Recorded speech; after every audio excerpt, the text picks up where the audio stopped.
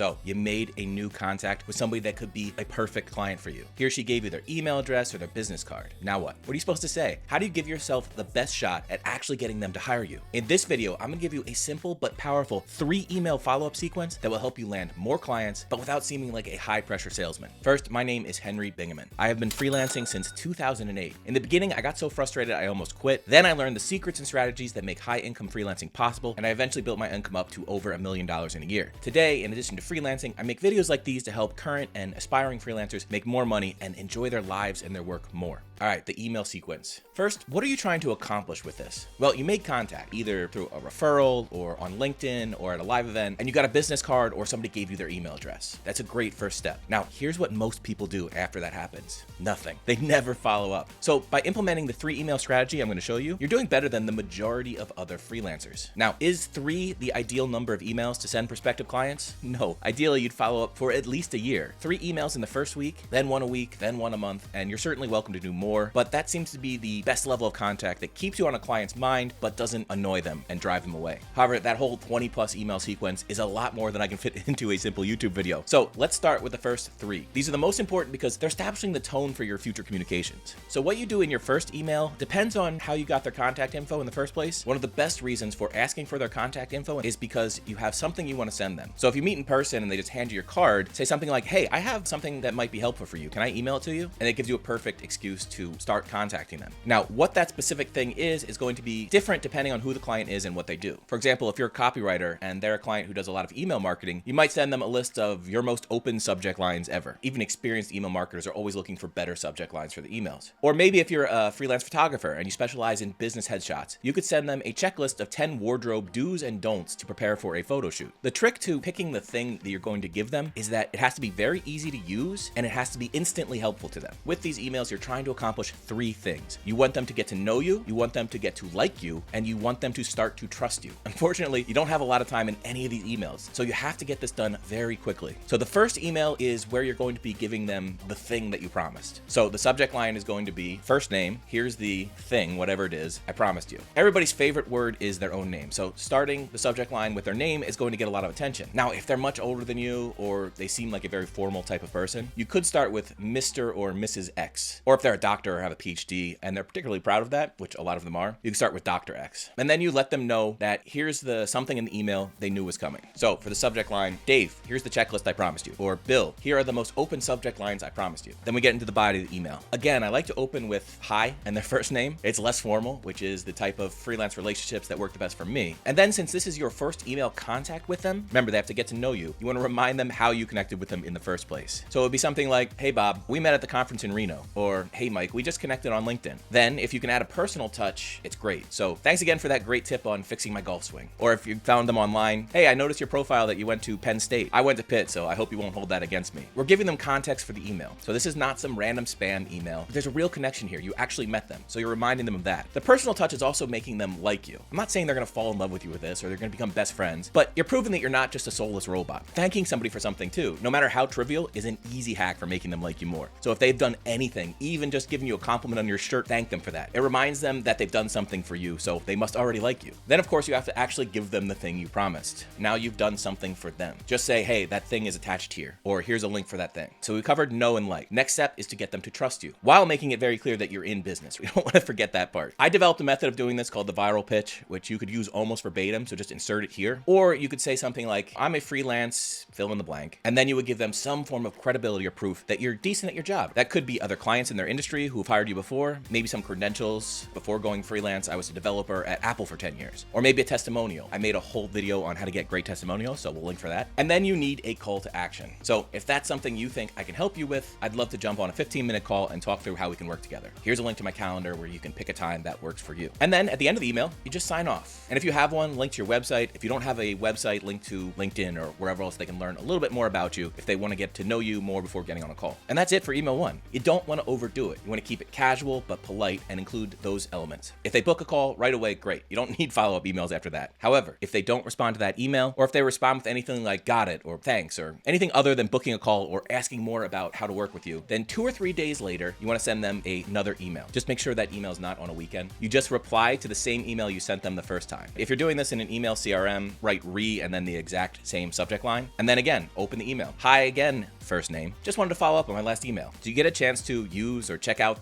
whatever the free thing you sent them is. This is reminding them that you sent them something that's hopefully cool and useful, and it's prompting a potential response you can use to keep the conversation going. Then you want something like also, and then say something about their business that you like. If they're a law firm and you checked out their website, and one of the things they talk about is how they communicate. So also, I really appreciate that you make it a point for your clients to know that you're always going to over communicate with them. With most lawyers, it's like pulling teeth to get a response. So that makes me think that you're the kind of business I'd work very well with. Giving them a little compliment, saying you looked into their business, and reminding them that you're for hire. Then you want to do a soft pitch. So nothing too hard. You're not trying to land a bajillion-dollar deal in this email. You're trying to get them on the phone. You're trying to get your foot in the door. A soft pitch can be, now normally at the beginning of any new client relationship, I do a website audit to figure out the strengths and weaknesses you have going. It gives you a much better insight into what's happening and why, and it's fast and painless process. But I found that my clients find it very enlightening. So would you like to jump on a 15-minute call to discuss this? Then again, just sign off. Best wishes, Henry, and then a link to your website or profile again. Now what we're doing with that second email is pretty clear. We're trying to see if we can get a response. Any positive response is a sign that you have a live wire. You have a warm lead here. That doesn't mean they're going to hire you. It just means they're open to it. If they don't respond to that, you're going to send another email 3 to 4 days later, only if they haven't responded to the first two or indicated any type of interest. So you start with the subject line, Dear Captain Asshole. Okay, Bob, I get it. You don't want to work with me, you jerk. No, I'm absolutely kidding. Don't do this under any circumstances. I can't tell you how many times some freelancer burned their bridges with clients because they felt insulted or hurt or ignored, and then they shot off a nasty email. That's a terrible idea. Sometimes you'll find out later that the person was just ignoring you because they were on vacation or their internet was down or something completely innocuous. No matter how insulted or rejected you feel by a client, it's almost always a bad idea to lash out, but it's very, very common, so don't do it. All right, what's the real email? 3 to 4 days later on a weekday, write an email with the subject line, something like, they say timing is everything. So, hi again, Bob, and then remind them how you connected. We met at that conference in Reno. I haven't heard back, so I'm assuming that you're pretty busy and there's no urgent problems I can help you with, but I'd still love to keep in touch. And as a reminder, I help, and then you describe your ideal client. Describe what you're doing for who, and then ask for a referral. Something like, so if you know anyone who could use my services, it would be much appreciated if you could send me their email or send my contact details their way. And then include your contact details, including your email address. Don't assume that because they're getting an email from you, you shouldn't list your email and your contact details. You absolutely should. It makes it way easier to copy and paste if they're going to send it along. And then you just do your same sign off. Only this time under your sign off, you want to put a link to your calendar booking app again, just in case. It can't hurt to give them another chance to book a call with you. And then of course your website or profile under that. The 3 emails here are the bare bones of what you should be doing in terms of following up with prospects. But if you're doing these 3, you'll be doing way more than most freelancers. You'll be filling a pipeline with potential clients. Your career is going to grow much faster and it's going to be a lot easier. The great thing is most of this copy is going to be the same for almost any client you send it to. There are obviously some things that will be unique in every email, but the more emails you add to the series, the less personalization is required. Now, there are a lot of simple mistakes I see freelancers making in their emails that end up losing them the clients, which is why I've put together a free checklist. It's the 7 messaging mistakes that stop clients from hiring you. Just run through this checklist before you hit send, and you'll end up landing a lot more clients. Grab that at henrybing.co/7mm, and of course, the link is in the description.